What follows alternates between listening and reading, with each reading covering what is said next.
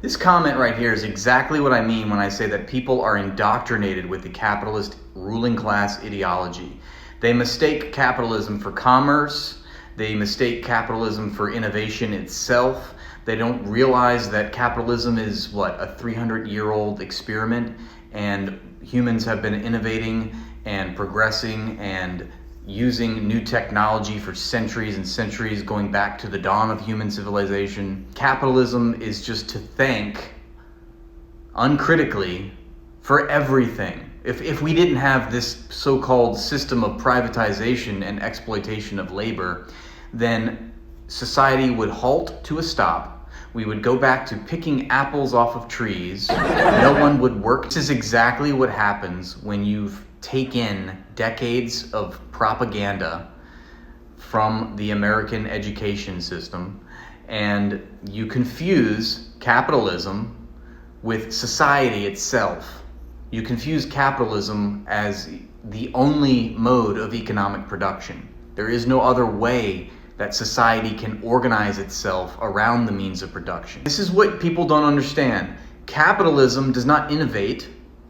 It takes innovations and privatizes them and surrounds them with protection rights, patent rights, investor rights, intellectual property rights. And then people see that, they see the ownership of this great thing, and they think that it has something to do with the person that privatized it.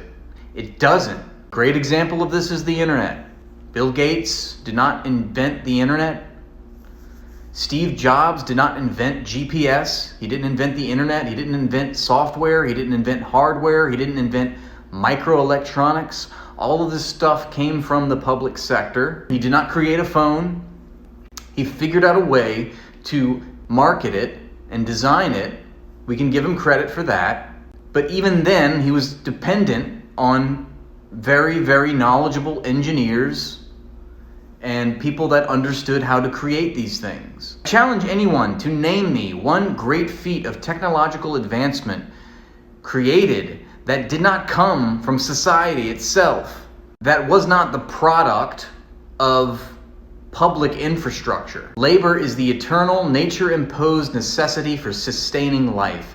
There would not be any society or any human life without labor. In order for there to be life, there must be a material exchange between nature and people. Labor is that intermediary. You cannot have a material exchange between nature and people without labor. Nature supplies the resources. Humans, people, must use labor to change those resources into commodities that can be used. That is how it's always been. Labor is independent of economic systems, it's independent of societies, it's existed before there even were societies. Capitalism has nothing to do with that. Labor comes before capital. This comment should read, labor ultimately yields new advancements for the human race. It's always been this way.